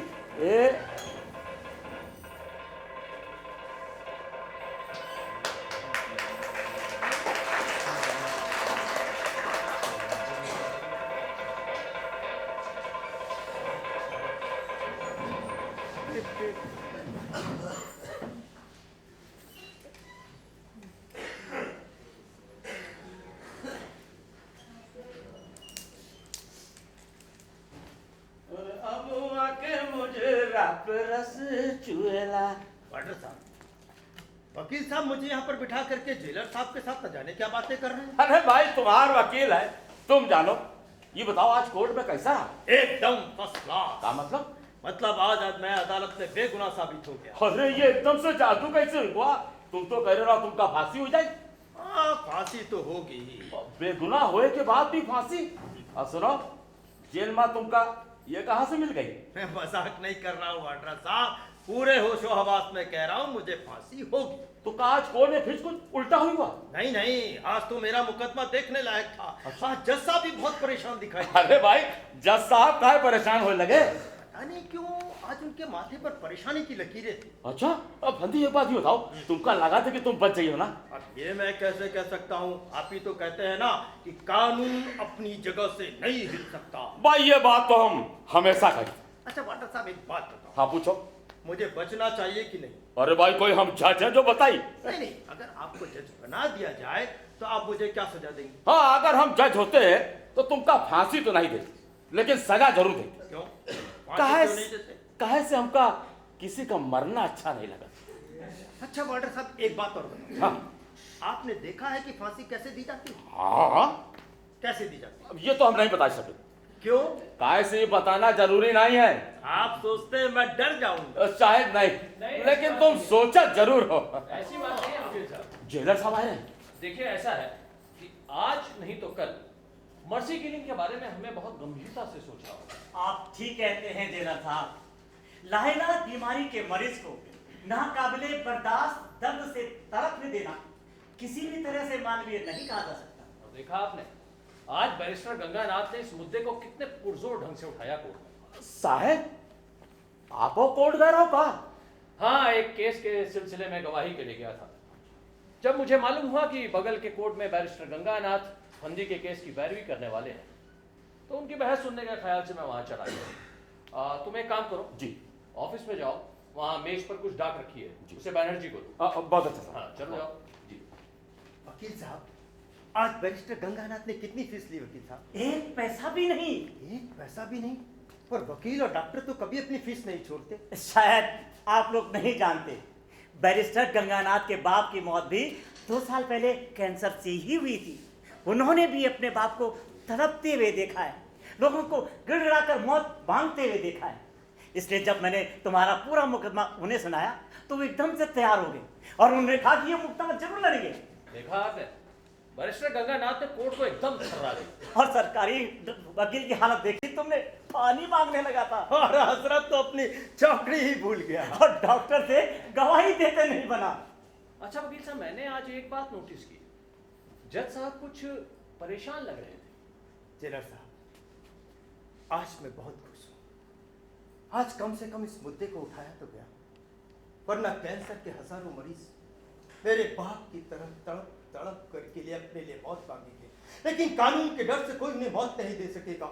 यहाँ तक कि जन्म जन्म का साथ चाहने वाली उसकी औरत भी कैंसर से बीमार पति के लिए उसके छुटकारे के लिए ईश्वर से प्रार्थना करेगी। लेकिन जब कैंसर का इलाज निकल आएगा तब कोई दूसरी बीमारी पैदा हो जाएगी।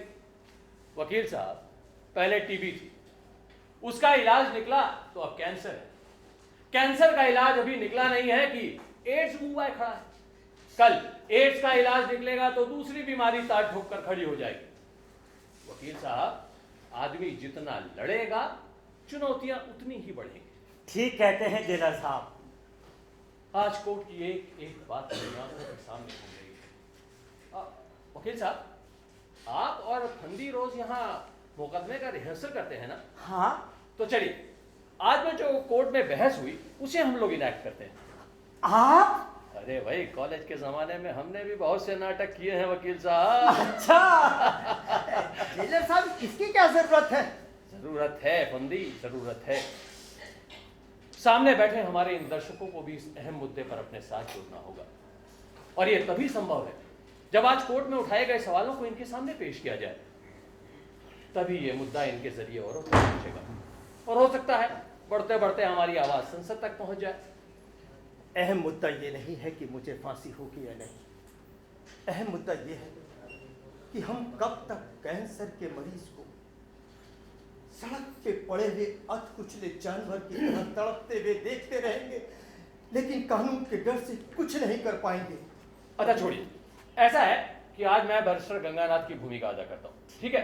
वकील साहब, आपका ये गाउन ले सकता हूँ? Oh yes yes. Thank you very much. वकील साहब, ऐसा है कि आप आज सरकारी वकील की तरह से जवाब कीजिए, ठीक है? और चारों तरफ सन्नाटा छाया हुआ है। सरकारी वकील का चेहरा दमक रहा है, जैसे उसे मालूम हो कि आज उसकी जीत का दिन है। जज साहब ने सरकारी वकील की तरफ देखा, वो बड़े आत्मविश्वास के साथ उठा और बोलने लगा। योर ऑनर, सरकारी और बचाव पक्ष के गवाहों को अदालत सुन चुकी है। योर ऑनर, हजरत बल करीमुल्ला मुजरिम का दोस्त और मुकदमे का चश्मदीद गवाह है। उसने साफ कहा है कि फंदी एक शराबी और झगड़ालू किस्म का इंसान है। उसके अपने बाप से कभी नहीं बनती थी। हजरत ने यह भी कहा है कि फंदी ने अपने बाप की हत्या गला घोंटकर की। योर ऑनर, पोस्टमार्टम की रिपोर्ट भी यही कहती है। बचाव के गवाह भोला बल काशीनाथ ने भी अपने बयान में यही कहा है कि फंदी ने अपने बाप की गला घोंटकर हत्या की। इसलिए योर ऑनर, इस बात में कोई संदेह नहीं है कि फंदी ने अपने बाप की हत्या की। योर ऑनर, सबसे बड़ा सवाल हत्या के इरादे का है। यस योर ऑनर, जहां तक इरादे का सवाल है तो मैं दावे के साथ कह सकता हूं कि फंदी का इरादा अपने बाप की हत्या करने का ही था। योर ऑनर, सरकारी वकील साहब ने इस मुकदमे में अभी तक जो भी तथ्य पेश किए हैं, उससे यह कहीं साबित नहीं होता है कि फंदी का अपने बाप की हत्या करने का इरादा था। योर ऑनर, हजरत बल करीमुल्ला ने अपने बयान में साफ कहा है कि फंदी अपने मालिकों से लड़ता रहता था। वो कभी किसी एक कंपनी की नौकरी में नहीं टिका। योर ऑनर, इससे यह भी कहीं सिद्ध नहीं होता कि फंदी स्वभाव का हत्यारा था। अरे, मालिकों से तो कई लोग झगड़ते हैं, हर 6 महीने में नौकरी बदलते हैं। इसका मतलब ये तो नहीं कि सब हत्यारे स्वभाव के होते हैं। योर ऑनर, हजरत ने साफ कहा है कि फंदी शराबी है। उसे शराब पीने की आदत है। शराब के लिए ही उसने अपनी औरत के गहने बेचे और घर के बर्तन बेचे। योर ऑनर, मैं सरकारी वकील साहब से एक छोटा सा सवाल पूछना चाहूंगा। क्या आप बता सकते हैं कि फंदी कब से शराब पीता था? योर ऑनर, यह जानकारी संभवतः किसी गवाह ने नहीं दी, क्योंकि यह सवाल उनसे पूछा ही नहीं गया। योर ऑनर, फंदी पिछले 15 सालों से शराब पी रहा है। तब तो उसके घर के बर्तन नहीं बिके, उसके बीवी के गहने नहीं बिके। योर ऑनर, इसलिए अदालत से मेरी दरखास्त है कि इस मुकदमे पर फिर से विचार किया जाए। इससे पहले कि मैं जिरह शुरू करूं, अदालत से मेरी दरखास्त है कि मुझे गवाहों को फिर से पेश करने की इजाजत दी जाए। योर ऑनर, गवाहियां हो चुकी हैं और गवाहों को फिर से अदालत में बुलाना अदालत का कीमती समय नष्ट करना होगा। योर ऑनर, मैं अदालत का ध्यान इस बात की ओर खींचना चाहूंगा कि यह मुकदमा कत्ल के दूसरे मुकदमों से बिल्कुल अलग है। इसमें कानून की दृष्टि से कई प्रश्न छुपे हैं, ऐसे प्रश्न योर ऑनर जिस पर कानून की निगाह अभी तक गई ही नहीं है, और यदि गई भी है तो कानून असहाय दर्शक होने के अलावा कुछ नहीं कर पा रहा है। इसलिए योर ऑनर, यदि इस मुकदमे में जल्दबाजी में कोई निर्णय लिया गया तो मुझे भय है कि जीवन के बहुत से मूल्यों और श्रद्धाओं पर सीधी चोट होगी। सरकार की तरफ से जो कुछ भी कहा गया उसे चुनौती देने के लिए मेरे पास ऐसे प्रमाण हैं जो इस मुकदमे को चुनौती देने के लिए बल देंगे। आपके पास क्या प्रमाण है बैरिस्टर गंगानाथ? अभी दे रहा हूं सर।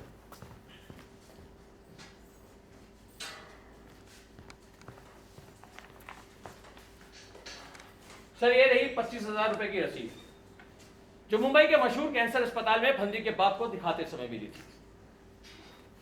और ये रही सर एक्सपर्ट्स की रिपोर्ट।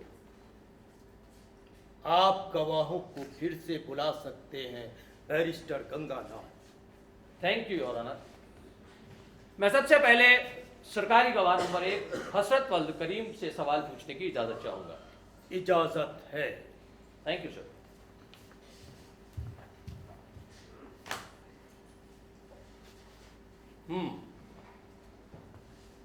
तुम्हारा नाम हसरत वल्द करीम है? जी हाँ।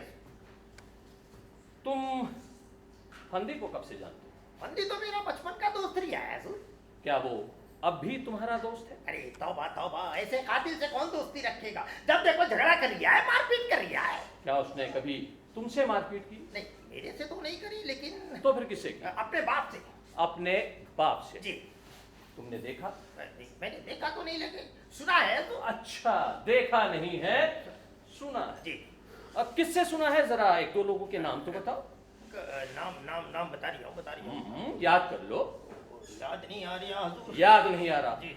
योर ऑनर, इस बात पर ध्यान दिया जाए कि इसे एक भी नाम याद नहीं आ रहा है।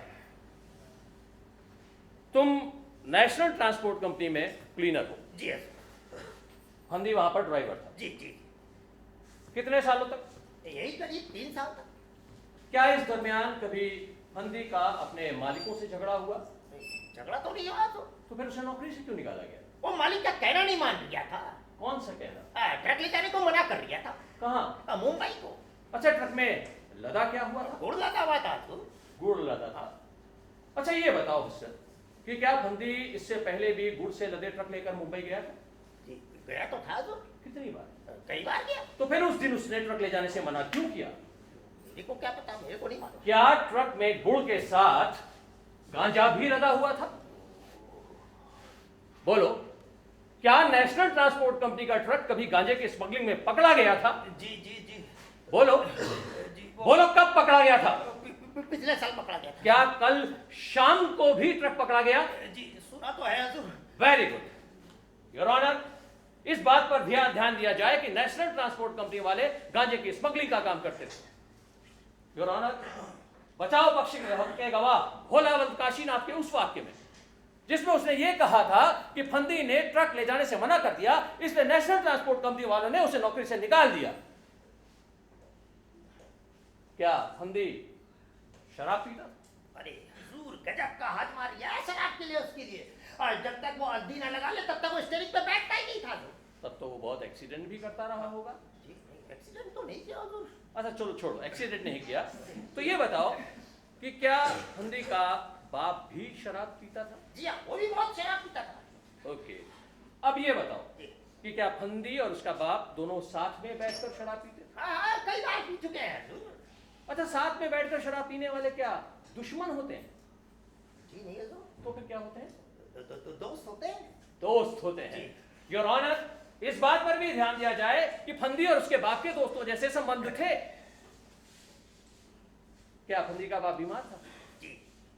कौन सी बीमारी थी उसे? कैंसर था हुजूर। क्या फंदी कभी अपने बाप की बीमारी की चर्चा तुमसे करता था? मेरे को याद नहीं आ रहा। क्या कभी तुम फंदी के साथ मुंबई गए? बोलो, क्या तुम फंदी के साथ मुंबई गए? जी जी जी। किस लिए? यूं ही। अच्छा, अब ये बताओ कि नेशनल ट्रांसपोर्ट कंपनी में जो तुमने छुट्टी की दरखास्त दी थी उसमें कारण क्या लिखा था छुट्टी का? बोलो, क्या कारण लिखा था? फंदी के बाप के इलाज के वास्ते जा रहा हूँ। छुट्टी मंजूर हुई थी? नहीं, मंजूर तो नहीं हुई थी। फिर भी गए, आखिर क्यों? फंदी मेरा दोस्त नहीं है ना हुजूर। इसका मतलब फंदी अपने बाप के इलाज की बात तुमसे हमेशा करता था। फंदी ने अपने बाप का इलाज मुंबई में कराया। वहाँ फीस कितनी दी उसने? जी वो 25,000 रुपया। जब फंदी बेकार था तो उसके पास इतना रुपया कहाँ से आया? क्या उसने कर्जा लिया था? मेरे को नहीं पता। तुम्हें नहीं मालूम? पर करामतुल्लाह ने अपने इकबालिया बयान में यह बात कबूल की है कि उसने तुम्हारे कहने पर फंदी को 50,000 रुपए कर्जा दिया। बोलो, ये बात सच है कि नहीं? जी जी जी जी जी। Very good. अच्छा फंदी, अब एक बात और तुमसे पूछना चाहूंगा। ये बताओ कि जिस शाम कत्ल हुआ उस शाम तुम फंदी के वहां क्यों गए थे? वो दरअसल वो जनता ट्रांसपोर्ट कंपनी के हजरत भाई मेरे को बोला कि फंदी की नौकरी लग सकती है, ये बताने के वास्ते किया था। तुमने वहां जाकर देखा क्या? बहुत ही खौफनाक सीन देखा हुजूर। फंदी खटिया पे चढ़ करके अपने बाप का गला दबा लिया है। अच्छा, जब फंदी अपने बाप का गला दबा रहा था तो उसका बाप अपने आप को बचाने के लिए हाथ पांव मार रहा था, जीने के लिए जद्दोजहद कर रहा था? जी नहीं हुजूर। अच्छा ठीक है, ये बताओ कि कोई तुम्हें जान से मारने की कोशिश करे तो तुम क्या करोगे? अपनी जान बचाने के लिए जी जान लड़ोगे कि नहीं? किसी की हिम्मत ही नहीं जो मेरा गला दबा सके। अच्छा, जैसे फंदी का बाप जी जान लड़ा रहा था। अब एक बात बताओ कि मान लो कि तुम मरना चाहो और कोई गला घोंट कर तुम्हें मारने की कोशिश करे, जी, तुम ऐसे समय में क्या करोगे? कुछ नहीं करूंगा, चुपचाप पड़ा रहूंगा हुजूर। जैसे फंदी का बाप चुपचाप पड़ा हुआ था। जी That's all, Your Honor.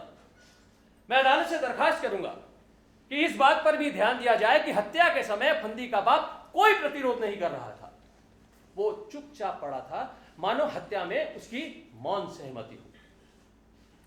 Your honour, अब मैं बचाव पक्ष के गवाह डॉक्टर ब्रह्मदेव तिवारी को अदालत में पेश करने की इजाजत चाहूंगा। इजाजत है।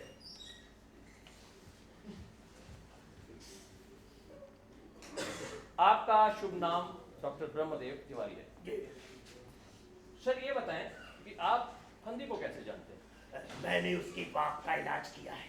उसे कौन सी बीमारी थी? पर कैंसर था। Okay, cancer. जी तो सर उसका बाप अस्पताल में भी भर्ती रहा होगा? जी।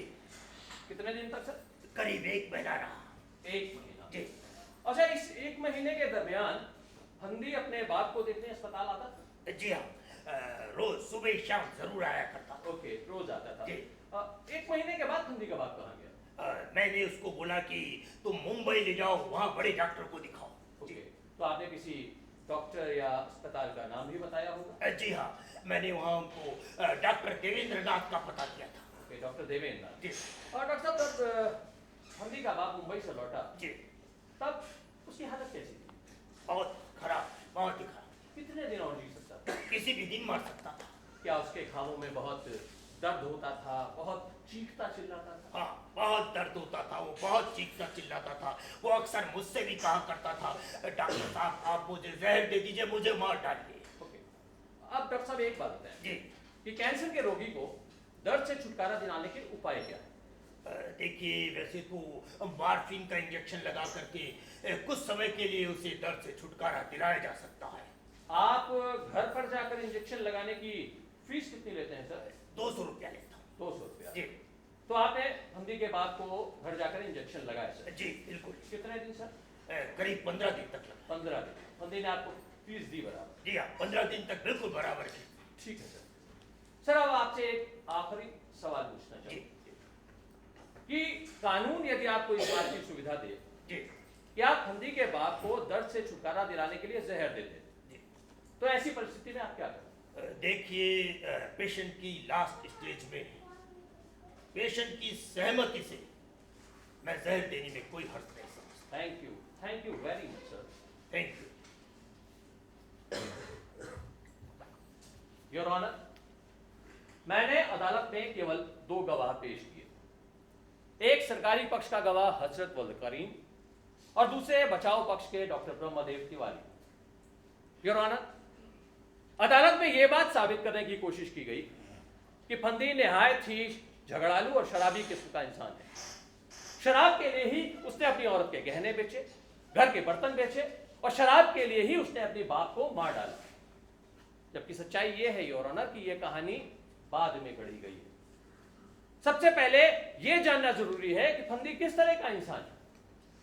हसरत से पूछे जाने पर वो एक भी ऐसे आदमी का नाम नहीं बता सका जिससे फंदी का झगड़ा हुआ हो। इसलिए फंदी झगड़ालू नहीं, अमन चैन चाहने वाला इंसान।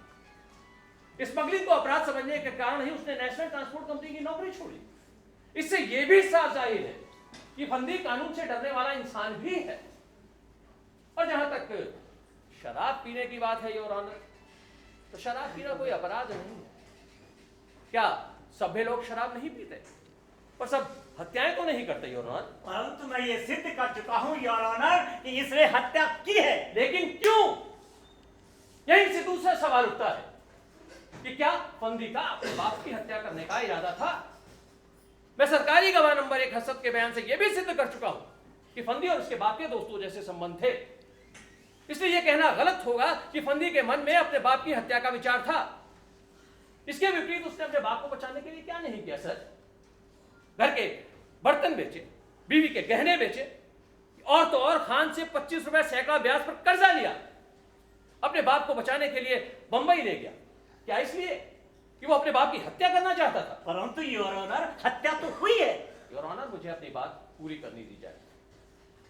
इस मुकदमे में सबसे महत्वपूर्ण सवाल यह है कि फंदी को अपने बाप की हत्या से लाभ क्या होने वाला था। हत्या हमेशा कुछ पाने के लिए, बदला चुकाने के लिए या भय को समाप्त करने के लिए की जाती है, पर इनमें यहां कोई बात नहीं होती सर। योर ऑनर, कानून सिर्फ अपने बचाव में किए गए वार या कत्ल को हत्या नहीं मानता, परंतु जब कोई पूरे होशो हवास में कानून के परिणामों को जानते हुए अपने बाप का गला घोटे तो उसे हत्या नहीं तो और क्या कहा जाएगा? योर ऑनर, हत्या तो तब होती है जब हम किसी ऐसे व्यक्ति की इच्छा के विरुद्ध जान लेते हैं जिसमें जीने की इच्छा हो, उमंग हो। यहां तो मरहूम भगत राम में जीने की रत्ती भर इच्छा नहीं थी। इसके विपरीत वो गिड़गिड़ाकर मौत मांग रहा था सर। योर ऑनर, बचाव के विद्वान वकील का कहना है कि फंदी का बाप मरना चाहता था। वो लोगों से गिड़गिड़ाकर मौत मांग रहा था। यहां तक कि जब फंदी अपने बाप का गला घोट रहा था तब भी उसने अपनी जान बचाने की कोशिश नहीं की। परंतु योर ऑनर, ये कोई नई बात नहीं है। संसार में दुखी होकर लोग मौत मांगते हैं। जब किसी औरत का जवान बेटा मर जाता है तो वो भी छाती पीट पीट कर अपने लिए मौत मांगते। ऐसे में यदि कोई उसे मौत भी दे दे तो शायद उसका विरोध भी न करे, परंतु लोग मौत नहीं देते। दर्द के नजारों से समाज यदि इस तरह घबराने लगे तो योर ऑनर सैकड़ों आत्महत्याएं और कत्ल रोज होंगे। इसलिए भावना का सवाल जुड़ा होने के बाद भी ये सवाल पहले कानून और व्यवस्था का है। हाँ है। कानून का जन्म योर ऑनर मनुष्यों को अत्याचार, अन्याय और मुसीबतों से छुटकारा दिलाने के लिए हुआ है। इसीलिए कानून हमेशा नई चुनौतियों को स्वीकार करता है। कानून यदि स्थिर और पत्थर की तरह जड़ हो जाएगा तो समाज की बदलती परिस्थितियों में वो न्याय नहीं दे सकेगा। योर ऑनर, कैंसर से बीमार व्यक्ति की मौत मानसिक रूप से उसी दिन हो जाती है जिस दिन इस बात का ऐलान होता है कि उसे कैंसर है। रोगी जानता है कि उसकी मृत्यु निश्चित है। उसे सिर्फ पीड़ा, तड़पन और नारकीय वेदना का समय काटना है। सब चाहते हैं कि रोगी को छुटकारा दे दिया जाए।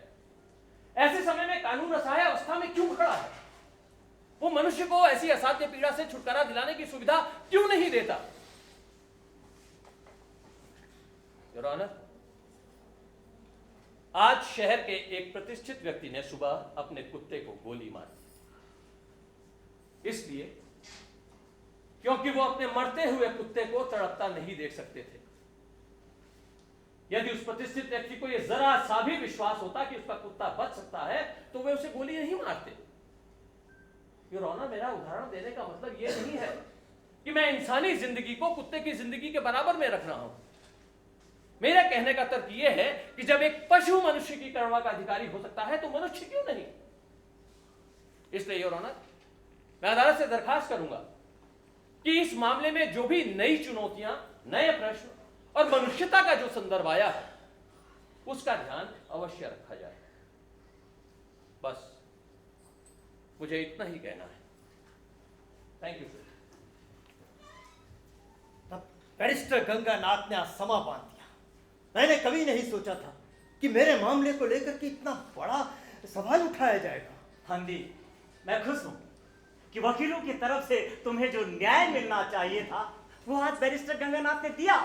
वकील साहब, एक बात बताइए, आज जज साहब ने अदालत की कार्रवाई समय से पहले क्यों समाप्त कर दी?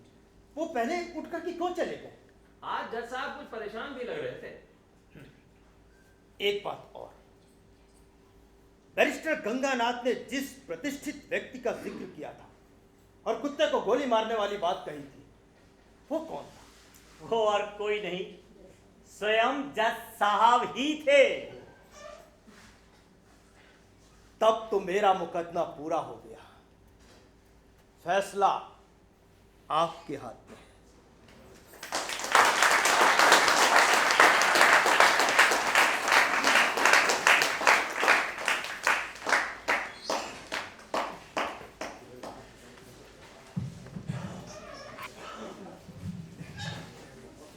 नमस्कार। यहाँ पर उपस्थित सभी दर्शकों का मैं हार्दिक अभिनंदन करती हूँ और आप लोगों को इस नाटक में प्रस्तुत सभी कलाकारों से परिचित करवाती हूँ। मंच से परे हमें जिन कलाकारों ने सहयोग किया उनका परिचय इस प्रकार है। मंच व्यवस्था सुमित श्रीवास्तव, सामान्य व्यवस्था अंकुर सक्सेना, सुरेश चंद्र गोरखपुरी, हीरामणि जुगरान। मंच परिकल्पना आनंद, मंच निर्माण शकील एंड पार्टी, वेशभूषा आशा धस्माना, प्रचार मनोज वर्मा, मेकअप उपेंद्र सोनी, पूर्वाभ्यास प्रबंधन एवं संगीत संचालन अमरेश आर्य, प्रकाश परिकल्पना एवं संचालन मोहम्मद हफीज। और मंच पर प्रस्तुत कलाकारों का परिचय इस प्रकार। वकील की भूमिका में हरीश बडोला, जेलर का बैरिस्टर गंगानाथ अजय शर्मा, एमडी एवं विभिन्न गवाहों की भूमिका में संगम बहुगुणा। नाटक की परिकल्पना एवं निर्देशन पुनीत अस्थाना। और अंत में नाटक के प्रस्तुतकर्ता एवं वार्डर की भूमिका में रविकांत शुक्ला शिबू जी।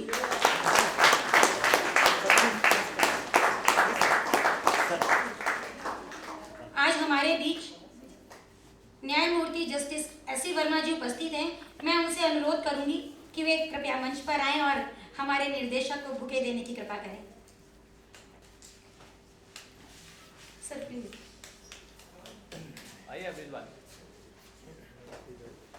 ये हफीज भाई हैं जिनकी इतनी खूबसूरत लाइटिंग आपने देखी।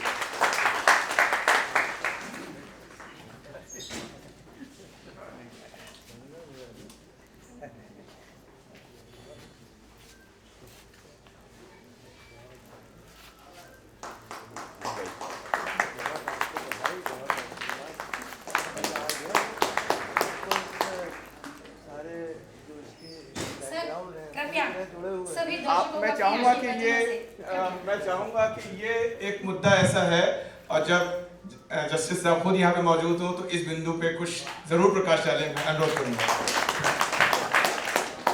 इतना सब देखने और सुनने के बाद मेरे लिए कुछ भी कहना संभव नहीं हो पा रहा है, परंतु मैं चूँकि इस प्रणाली से स्वयं जुड़ा हुआ हूँ, इसलिए जो कुछ यहाँ हुआ इसने मुझे हृदय विभोर कर दिया है। मैं बहुत समझता हूँ कि समाज की एक बहुत बड़ी समस्या है और मैं भी इससे गुजरा हूँ। तो इसके लिए कोई प्रश्न ढूंढना या कोई इसका उत्तर ढूंढना बहुत आसान नहीं है। यदि इसके लिए कोई कानून बनता भी है तो उसका बड़ा सावधानी से प्रयोग होना चाहिए, केवल मैं यही कहूँगा। और ज़रूर इस पर समाज की तरफ से ये एक सामाजिक प्रश्न है, एक सामाजिक दुविधा है जिसमें हम सब कभी कभी आ जाते हैं। तो बहुत दफ़े देखा गया है कि केवल कानून बनने से समाधान हर बात का नहीं होता। समाधान होता है उसके सही क्रियान्वित करने से और उसके उपयोग से। तो अगर इस प्रकार का कोई कानून बनता है तो मैं समझता हूँ कि उसका सही उपयोग भी होना चाहिए, तभी वो कानून सही मार्गदर्शन देगा। धन्यवाद।